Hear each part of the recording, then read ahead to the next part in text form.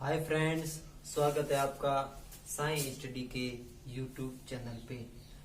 तो आज हम आपके लिए भारत का संविधान, तो भारत के संविधान में आज हम पहले हमने कुछ ईस्ट इंडिया कंपनी के अधिनियम पढ़े थे। तो आज हम चार्टर एक्ट अधिनियम 1853 के बारे में बात करेंगे, फिर 1858, फिर 1861 इन क्रमवाइज अधिनियम के बारे में बात करेंगे। तो आज हम पहले हमने चार्टर एक्ट 1833 और रेगुलेटिंग एक्ट 1773, तो इन सभी के बारे में बात की है। पिट्स इंडिया एक्ट 1884, तो इन सभी के बारे में बात करने के बाद हमारा अधिनियम आता है 1853। तो 1853 के चार्टर एक्ट अधिनियम के अनुसार जो भी बातें, जो भी विशेषताएं और जिस इस अधिनियम में भारतीयों को क्या क्या दिया गया, क्या क्या लिया गया, भारत पर ईस्ट इंडिया कंपनी के क्या क्या मतलब विशेषताएं रही, तो इस प्रकार से चार्टर एक्ट अधिनियम 1853 की बात करते हैं। तो शुरू करते हैं चार्टर एक्ट अधिनियम। चार्टर अधिनियम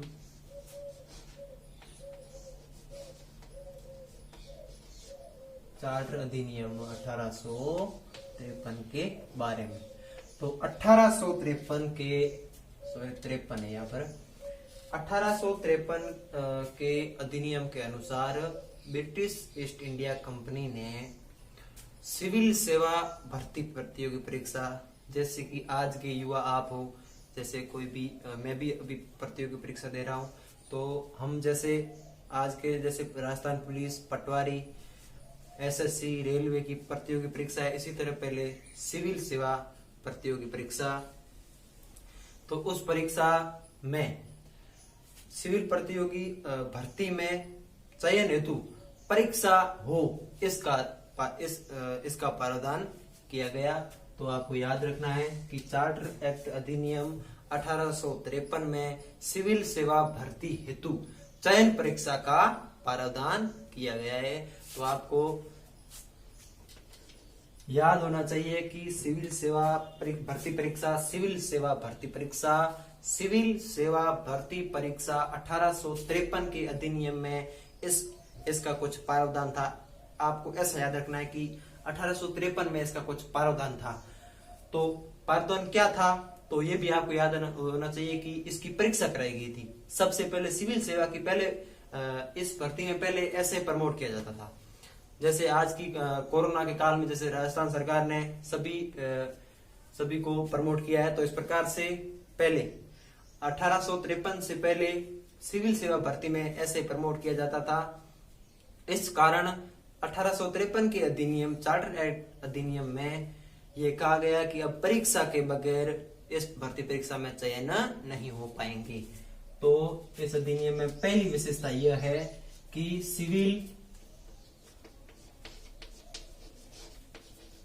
सिविल सेवा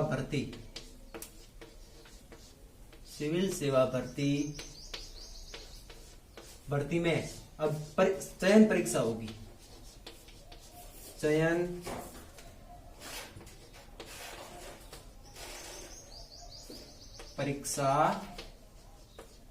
परीक्षा होगी।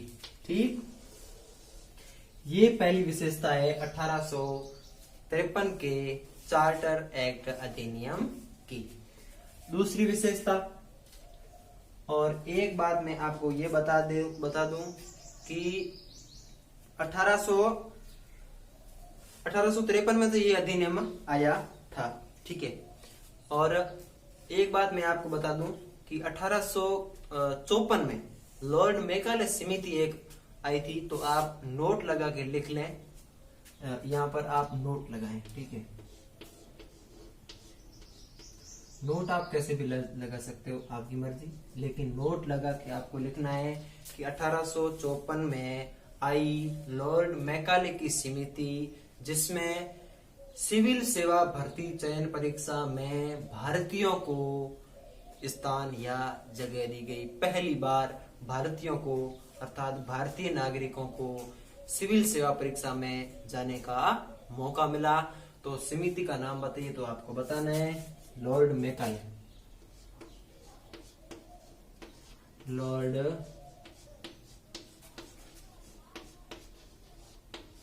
मैकाले समिति, लॉर्ड मैकाले समिति 1854। तो इस समिति में आपको ये भी याद रखना है कि सबसे पहले भारतीयों को सिविल सेवा में जगह, भारतीयों को सिविल परीक्षा में, सिविल सेवा परीक्षा में मौका, ठीक है। ये आपको याद होना चाहिए कि लॉर्ड मैकाले की समिति 1854 में भारतीयों को सिविल सेवा परीक्षा में पहली बार मौका मिला। अभी आगे बात करते हैं हम चार्टर एक्ट अधिनियम 1854 की सेकंड विशेषता के बारे में। और सेकंड विशेषता में ये कहा गया है कि इस अधिनियम में गवर्नर जनरल, ठीक है, इस अधिनियम में गवर्नर जनरल थी जिसकी परिषद, गवर्नर जनरल की एक परिषद बनाई हुई थी। तो उस परिषद के प्रशासनिक एवं विधायी कार्य अलग अलग होंगे। उस परिषद के प्रशासनिक और विधायी शक्तियां या विधायी कार्य अलग अलग कर दिया गया। गवर्नर जनरल था, आपको याद क्या रखना है कि एक गवर्नर जनरल था भारत का, उसकी एक 15 सदस्य एक परिषद बनाई गई थी उसकी सहायता के लिए। तो उस परिषद के पहले कार्य थे क्या कि प्रशासनिक और विधायी कार्य एक ही था, ठीक है। तो अब उस परिषद के प्रशासनिक और विधायी कार्य अलग अलग कर दिया गया, ठीक है। याद होना चाहिए आपको कि भारत के गवर्नर जनरल की परिषद के विधायी एवं प्रशासनिक कार्य अलग अलग कर दिए गए। तो ये सेकंड नंबर विशेषता का रूप है। बात करते हैं आगे, तो इनको मिटाना होगा पहले। ये नोट आप मैं मिटा रहा हूं। पहले तो आपको याद रखना है कि सिविल सेवा भर्ती में की परीक्षा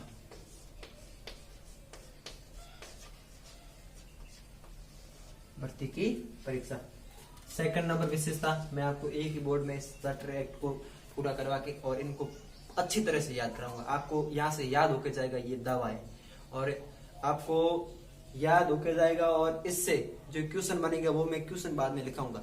जब ये वीडियो पूरा करूंगा तो बाद में लास्ट में आपको क्वेश्चन में लिखाऊंगा, तो आप बने रहिए। अब दूसरी विशेषता आपको मैंने बताया कि गवर्नर जनरल की परिषद के प्रशासनिक एवं विधायी कार्य अलग अलग, उसमें लिख दूं परिषद के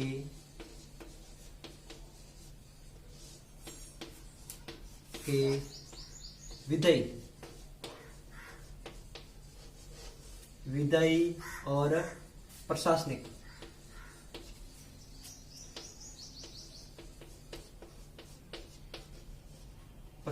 कार्य थे, इनको अलग कर दिया गया। ये दो क्या थे? ये दो कार्य थे। किसके? परिषद के कार्य थे। इसके कार्य थे कौन से कार्य? विधायी और प्रशासनिक। और इनको क्या किया गया? इनको अलग किया गया। इस प्रशासनिक पहले विधायी और प्रशासनिक कार्य एक थे। चार्टर एक्ट 1853 के अनुसार इन कार्यों को अलग अलग कर दिया गया। बात करते हैं विशेषता नंबर 3 के बारे में।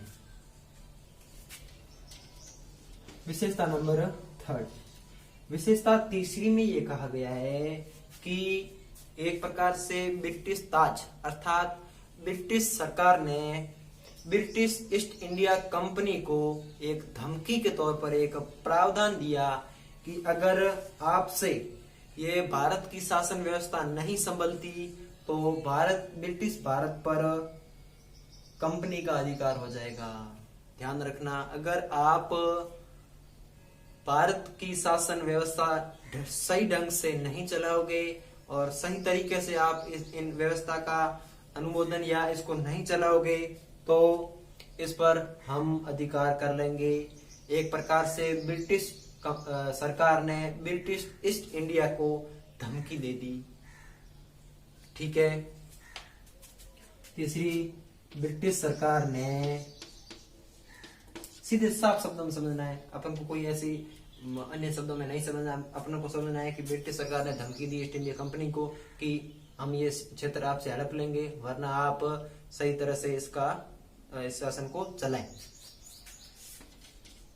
ब्रिटिश सरकार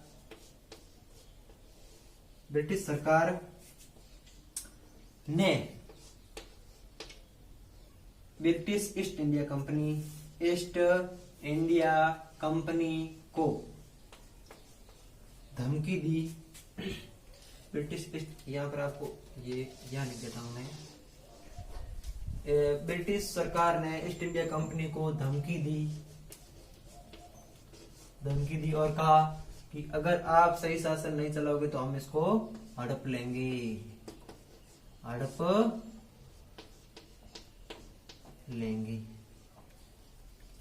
ये है 453 का अधिनियम। ठीक है। इसमें ये आपको याद रखना है कि इसकी 3 विशेषताएं थी। पहली विशेषताएं सिविल सेवा भर्ती, अर्थात सिविल सेवा भर्ती की परीक्षा, सिविल सेवा भर्ती की परीक्षा करवाई जाएगी। आपको ये याद रखना है कि सिविल सेवा भर्ती की परीक्षा, बस शॉर्टकट में आपको ये याद रखना है कि सिविल सेवा एक भर्ती थी जिसकी प्रतियोगी परीक्षा का चयन या उसका पारदान था। सेकंड नंबर में ये कहा गया है कि परिषद के जो गवर्नर जनरल की परिषद थी उसके विधायी एवं प्रशासनिक कार्य अलग अलग कर दिए जाएंगे। और आगे विशेषता नंबर 3 में ये कहा गया है कि ब्रिटिश सरकार ने ईस्ट इंडिया कंपनी को एक तरह से धमकी दी। क्या ब्रिटिश सरकार ने ईस्ट इंडिया कंपनी को धमकी दी कि आप अगर भारत का शासन सही तरह से नहीं चलाओगे, इस व्यवस्था को सही ढंग से नहीं चलाओगे तो इस पर हम अधिकार कर लेंगे। आई बात समझ में? बस इतनी बात आपको याद रखनी है। पहली बात कि प्रतियोगी परीक्षा कराई जाएगी। फिर ये कहा गया है कि परिषद की विधायी एवं प्रशासनिक शक्तियां अलग अलग कर दी जाएगी।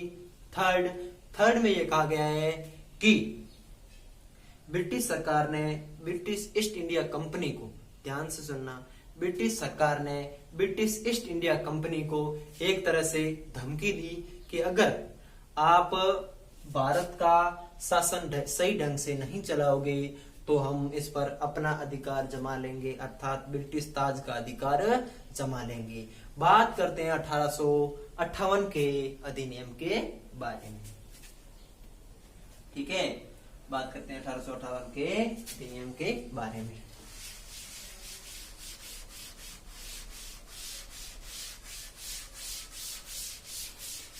(1853) का अधिनियम आपको लगभग नहीं 100% आपको समझ में आ गया। आप ऐसा करना, 12 घंटे ये, 12 घंटे बाद, 2 दिन के बाद इसको एक बार रिपीट कर लेना। ठीक है, आपको क्या करना है, 24 घंटे बाद एक बार या तो इस वीडियो को देख लेना या इस आपने जो मैंने लिखवाया, जो आपने स्क्रीनशॉट लिए या जो नोट्स बनाए उसको पढ़ लेना। फिर भी याद ना हो तो आप मेरे चैनल को अनसब्सक्राइब कर देना और अनलाइक कर देना। सब वीडियो है उसको अनलाइक कर देना और मेरे इस वीडियो के नीचे टिप्पणी कर देना कि हमको याद नहीं हुआ। तो मैं उनको घर आकर याद कर ले लाऊंगा। ठीक है, एक बार आप 24 घंटे में फिर याद आप पढ़ लेना एक बार। ठीक है, दिमाग से पढ़ना यार, ऐसे तो आप रट्टा मार के चले ऐसे याद नहीं, दिमाग से पढ़ना। और हो सके तो आप 21 दिन बाद, हमारा दिमाग एक बार, 2 दिन बाद, 7 दिन बाद और 21 दिन बाद, 4 बार अगर 21 दिन में आपने कोई भी टॉपिक रिपीट कर लिया तो गारंटी की ऊपर गारंटी है कि आपको याद होगा होगा होगा। लेकिन लेकिन लेकिन आपको दिमाग से, दिल से पढ़ना पड़ेगा भाई साहब। दिल से पढ़ोगे तो सब कुछ होगा, और ऊपर से निकाल दोगे तो आपको 21 दिन में 4 बार क्या 10 बार पढ़ लोगे फिर भी याद नहीं होगा। चलते हैं अपने मुद्दे पे। मुद्दा क्या था? मुद्दा ये था कि एक मिनट,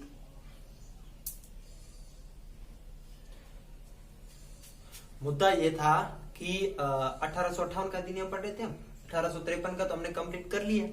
बात करते हैं भारत शासन अधिनियम 1858 के बारे में।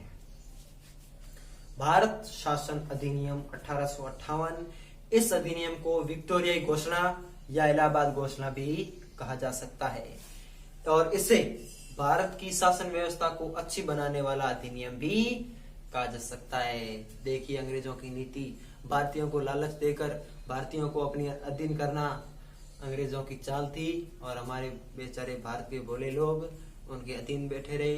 200 वर्ष, सॉरी 200 क्या 1600 में आए थे साले, 1947 में गए थे, आप जोड़ लो बता, 350 वर्ष, 350 वर्ष कुत्तों ने शासन करके भारत की अर्थव्यवस्था को तहस नहस कर दिया। भारत की सोने की चिड़िया को अब सोने का क्या,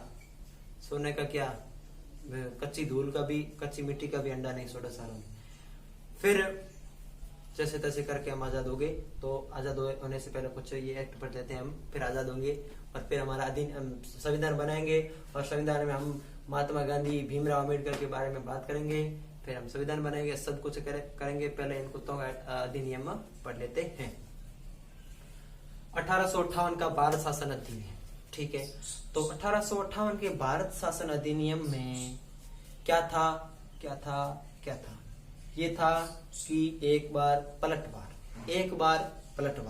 क्या था कि ईस्ट इंडिया कंपनी को भारत से हटा दिया और भारत पर ब्रिटिश सरकार का राज हो गया। ये एक महत्वपूर्ण अधिनियम है, आपको ध्यान रखना है।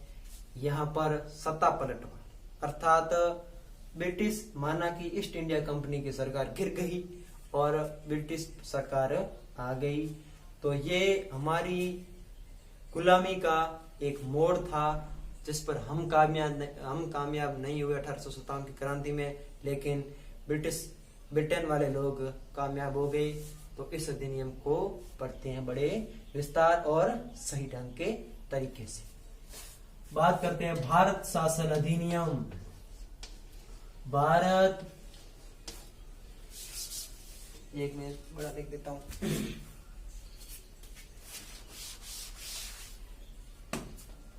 भारत शासन अधिनियम, भारत शासन अधिनियम।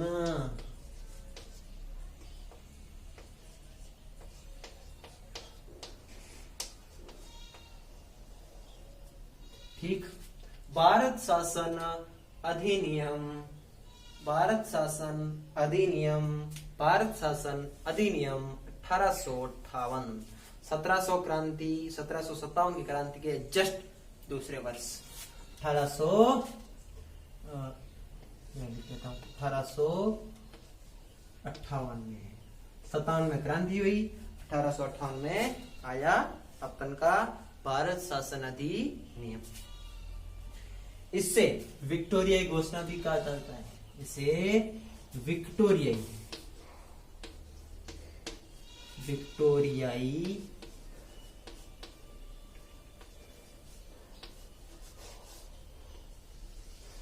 घोषणा या इसे इलाहाबाद घोषणा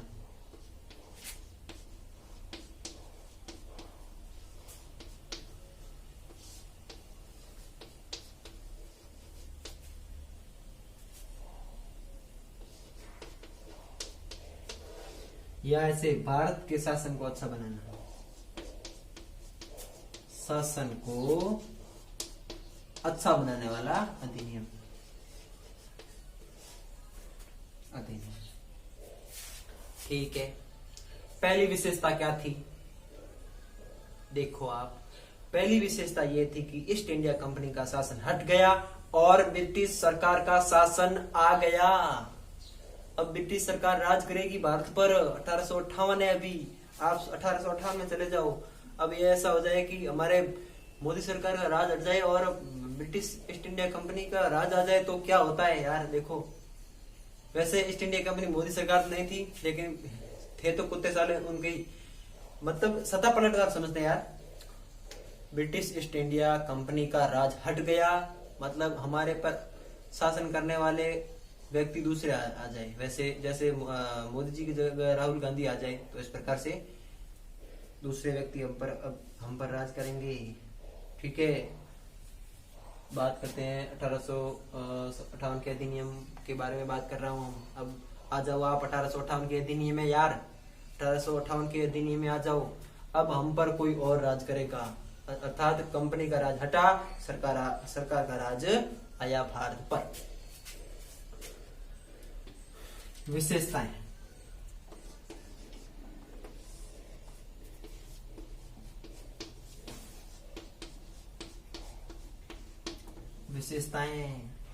विशेषताएं क्या थी? ईस्ट इंडिया कंपनी गो, ईस्ट इंडिया कंपनी का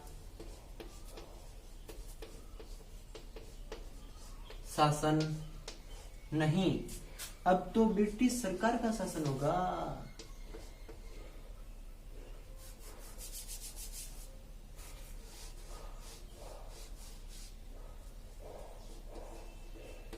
बल्कि ब्रिटिश सरकार राज करेगी अभी भाई साहब की सरकार। यस, शासन ब्रिटिश सरकार। Yes, British East India company. No, अभी ब्रिटिश सरकार का भारत पर राज आ गया है और ईस्ट इंडिया कंपनी का भारत से शासन काल हट गया है। दूसरी विशेषता, भारत का गवर्नर जनरल अब भारत का वायसराय होगा। भारत का वायसराय होगा। ये बहुत अच्छा क्वेश्चन बनता है यहाँ से। ठीक है, यहाँ से बहुत बड़ा अच्छा क्वेश्चन बनता है कि अब भारत का गवर्नर जनरल भारत का वायसराय होगा। मैं आपको ये मिटा देता हूँ, ये आपको याद रखना, मैं मिटा रहा हूँ अभी, कि भारत शासन अधिनियम 1858 और इस अधिनियम को विक्टोरिया घोषणा या इलाहाबाद घोषणा या इसे भारत के शासन को अच्छा बनाने वाला अधिनियम भी कह सकते हैं।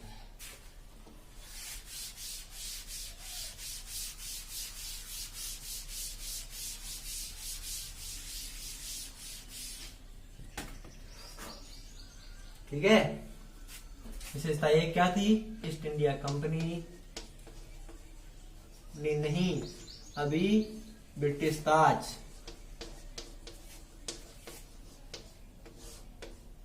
ब्रिटिश ताज का शासन होगा। सेकंड विशेषता, भारत का गवर्नर जनरल भारत का वायसराय होगा। भारत का गवर्नर जनरल अब वायसराय होगा।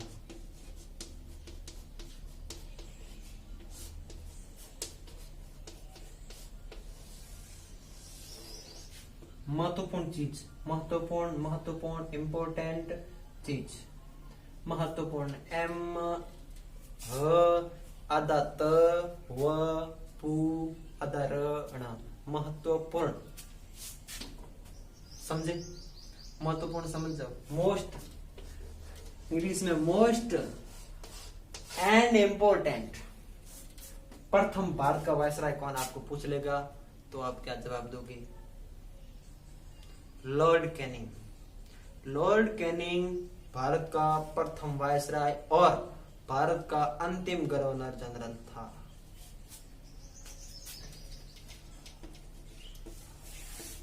प्रथम था लॉर्ड कैनिंग, मतलब ये पहले था व्यक्ति, एक पहले गवर्नर जनरल था, अब इसको वायसराय बना दिया। तो ये होगा कि लास्ट गवर्नर जनरल और प्रथम वायसराय कौन था? Lord Canning. लॉर्ड कैनिंग था जो लास्ट गवर्नर जनरल और प्रथम वायसराय। ठीक है, बात करते हैं विशेषता नंबर थर्ड। विशेषता नंबर थर्ड के बारे में बात करते हैं।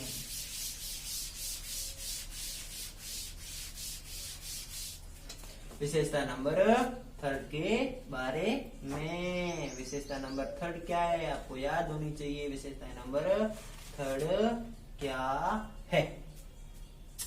ठीक है,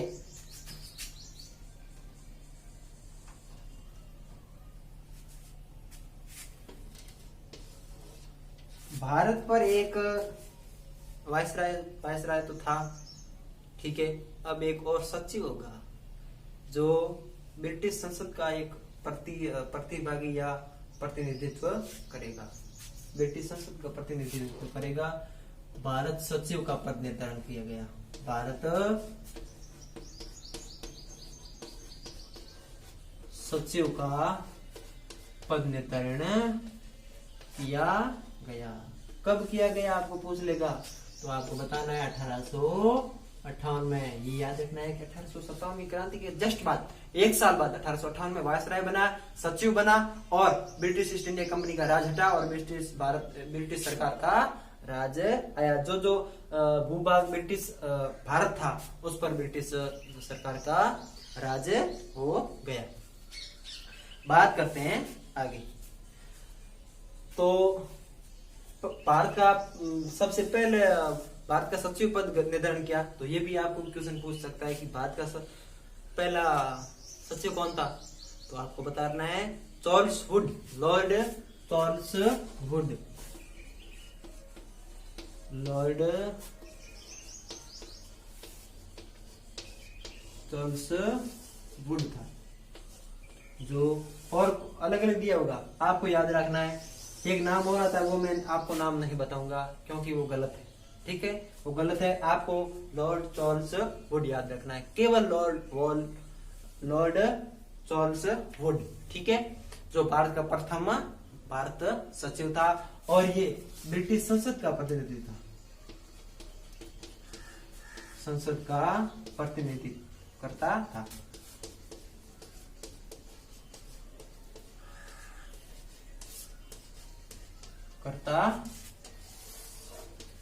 ठीक है, बात करते हैं आगे।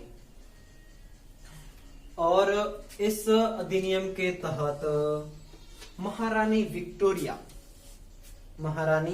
विक्टोरिया ने हमें, ब्रिटिश सरकार ने हमें कुछ आश्वासन दिए कि हम भारत में अच्छी तरह से व्यवस्था करेंगे। ठीक है, भारत में जन कल्याण के कार्य करेंगे। भारत में प्रांत, लिंग, रंग भेद इस प्रकार इसके आधार पर किसी के साथ भेदभाव नहीं होगा। लेकिन सारे ये झूठ बोला साले इन्होंने। हमने सोचा यार हम क्या ये भी चला देंगे शासनकाल और जाति भेदभाव हमारे साथ, हम भाई भाई, हिंदू मुस्लिम भाई भाई का नारा के साथ आगे बढ़ रहे थे। तो इन्होंने भी साथ दिया कि हम आपके साथ भेदभाव नहीं करेंगे।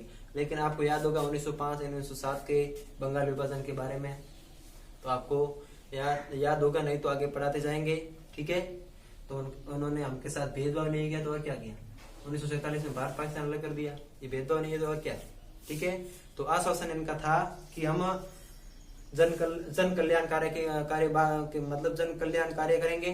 ठीक है, प्रांत, लिंग, भेद, लिंग, रंग के आधार पर किसी के साथ भेदभाव नहीं करेंगे और भारतीयों को उच्च शिक्षा दिलवाएंगे। ठीक है, भारतीयों को प्रतियोगी परीक्षा में भाग लेने की इजाजत भी देंगे। और इन्होंने मुंबई, मद्रास और कलकत्ता में विश्वविद्यालय खोलने की घोषणा भी की कि हम भारतीयों के लिए, अलग से भारतीयों के लिए, ठीक है, मद्रास, मुंबई और कलकत्ता में बड़े बड़े विश्वविद्यालय खोलेंगे जो भारतीयों को उस शिक्षा में आगे महत्वपूर्ण कार्य या महत्वपूर्ण बनाएंगे भारतीयों को। ठीक है, तो इस प्रकार से उनको आश्वासन दिया।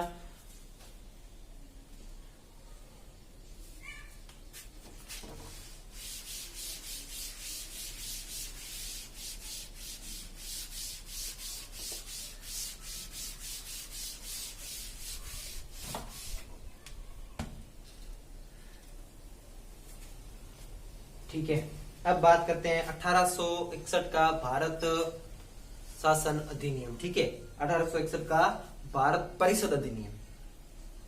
ठीक है, इस अधिनियम के तहत 1800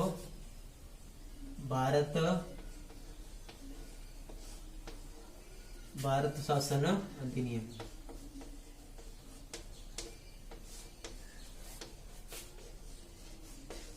अधिनियम बोलो, भारत शासन अधिनियम बोलो या भारत परिषद अधिनियम बोलो, एक ही है। ठीक है, भारत शासन अधिनियम 1861। 1861 यह ऐसा अधिनियम था जो 1858 के दोषों को सुधारने का कुछ कार्य था। इसमें यह कहा गया कि भारत के वायसराय की जो सहायता के लिए जो परिषद बनाई थी, जो पहले भारत के गवर्नर जनरल की सहायता परिषद थी, जो मैंने आपको बताया था 1853 के अधिनियम में कि भारत की परिषद के अब विधायी एवं प्रशासनिक कार्यालय कर दिए गए, वही परिषद, उस परिषद को भारत में कानून बनाने की शक्ति दी गई। उसी परिषद को अब वही परिषद भारत में कानून बनाएगी। यार ये क्या बात हुई, भारतीयों को कुछ रखा नहीं। अब जो परिषद थी वो भी ब्रिटेन से आई हुई थी, उन परिषदों उनको कहा गया कि भारत में कानून अब आप बनाओ। ठीक है, तो पहली विशेषता कि परिषद को कानून बनाने की शक्ति, परिषद को कानून बनाने की शक्ति दी गई।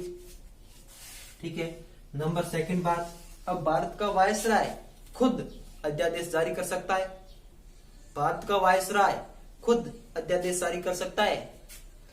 भारत में किसी भी प्रकार का कोई अध्यादेश जारी करना हो, अर्थात किसी भी प्रकार का, जैसे कोई आपातकाल लगाना चाहता हो वायसराय तो लगा सकता है, उसकी मर्जी, वो क्या भी कर सकता है, कुछ भी कर सकता है। भारतीयों पर लाठीचार्ज कर सकता है, भारतीयों को नसबंदी करवा सकता है। वैसे हमारे भारत में ही हुई है, आपको पता ही होगा, अत्याचार भारतीयों पर होया हुआ है। 1947 के बाद भी बहुत सारे अत्याचार सहे हैं।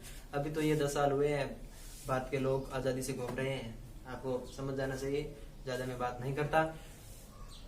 इस प्रकार के कार्य कर सकती है वायसराय। वायसराय कुछ भी कर सकता है, भारतीयों पर गोली चला सकता है, इस प्रकार के अध्यादेश भारतीयों पर चला सकता है वायसराय। ठीक है, तो याद रखना है कि वायसराय अध्यादेश जारी कर सकता है।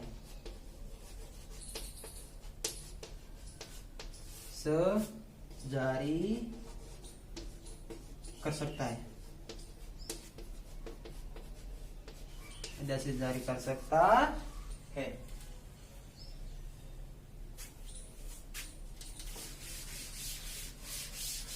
बात करते हैं विशेषता नंबर थर्ड। विशेषता नंबर थर्ड के बारे में बात करते हैं। इसमें ये घोषणा की गई कि मद्रास, कलकत्ता, मुंबई में हाई कोर्ट बनाए जाएंगे और जिस हाई कोर्ट का न्यायाधीश सभी जज ब्रिटेन वाले होंगे। तो फिर क्या फायदा, लेकिन कहा है इन्होंने कि अब हम भारतीयों के लिए हाई कोर्ट की व्यवस्था करेंगे। बड़े बड़े शहर मुंबई, मद्रास और कलकत्ता में भारतीयों के लिए हाई कोर्ट की व्यवस्था करेंगे। भारतीय का ठीक है, आने दो, हाई कोर्ट, विश्वविद्यालय सभी आने दो, हमको तो सब मंजूर है, हम तो पढ़े रहेंगे, आप जो कहेंगे वो हम करेंगे। ठीक है, अब इन्होंने भारत में मुंबई, मद्रास और कलकत्ता, मुंबई, मद्रास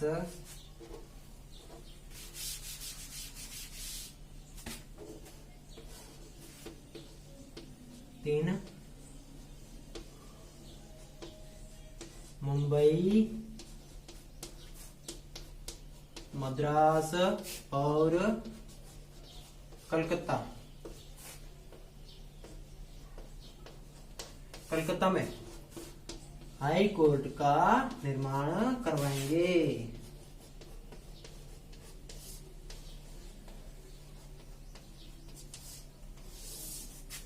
घोषणा तो कर दी 1861 में, लेकिन हाई कोर्ट बना 1862 में। तो आपको याद रखना है कि भारत का पहला हाई कोर्ट कब बने, तो 1862 में। 1862 में पहला हाई कोर्ट बना। ठीक, इतनी तक आपको बातें याद में रखनी है। ठीक है, और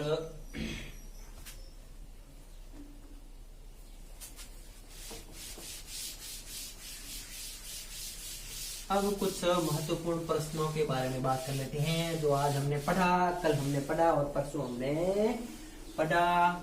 जो मैं प्रश्न कराने जा रहा हूँ वो किस किस एग्जामों के रिलेटेड है। हाई लेवल के एग्जाम के रिलेटेड नहीं है, पहले बता देता हूँ। ठीक है, और हाई लेवल में भी आ सकते हैं यार, ऊपर के क्वेश्चन है तो मैं आपको करवा देता हूँ। पहला क्वेश्चन कि भारत का पहला गवर्नर जनरल कौन था। ठीक है, और कब बना। पहला गवर्नर, जनरल नहीं, पहला गवर्नर।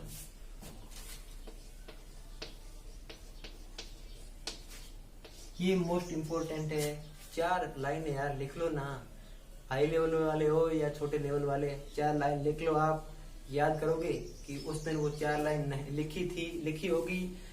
लिखी होती तब आज हमको अच्छा या ये क्वेश्चन हम करके आते। तो लिख लो, बाद में पछताने कुछ नहीं होता, पहले लिख लो। भारत के प्रथम गवर्नर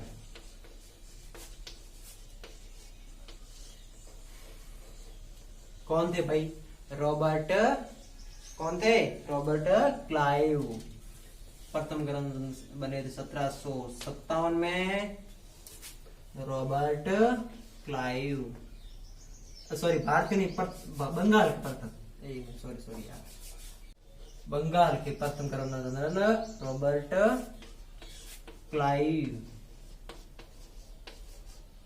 ठीक, रॉबर्ट क्लाइव। बात करते हैं आगे। बंगाल के गवर्नर जनरल कब बने।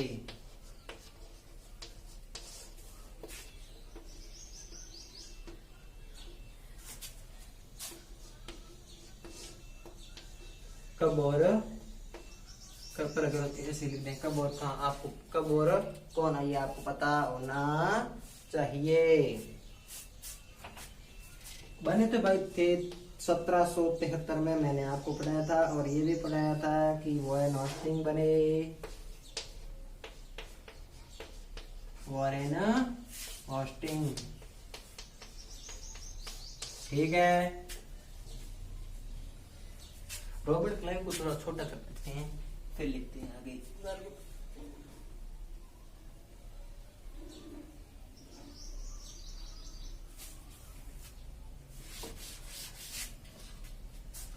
रॉबर्ट क्लाइव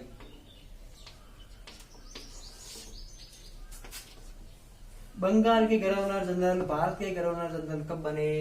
प्रथम भारत के गवर्नर जनरल 1833 में। कौन, 1833 में कौन थे, लॉर्ड विलियम बेटिक।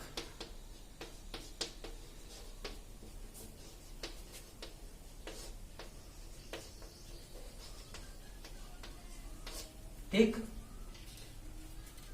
और भारत के प्रथम वायसराय, आपको पता होना चाहिए, अंतिम भारत के अंतिम गवर्नर जनरल थे लॉर्ड कैनिंग, और प्रथम वायसराय थे लॉर्ड कैनिंग, आपको मैंने पहले बता दिया है। तो बस आज के लिए बस इतना ही, और आगे हम कल से पढ़ेंगे कुछ और अधिनियम जो बचे हुए हैं। ठीक है, फिर हम शुरू करेंगे भारत का संविधान, सारे के सारे अनुच्छेद 1 to 395 तक, एक अनुच्छेद का आपको ज्ञान होगा। तो देर किस बात की, वीडियो अच्छी बनी है तो लाइक कर दीजिए और चैनल को सब्सक्राइब कर सकते हैं। ठीक है, आपकी इच्छा है यार, दिल में लग जाए तो कर सकते हैं, और वरना जो ठीक है शेयर भी कर देना।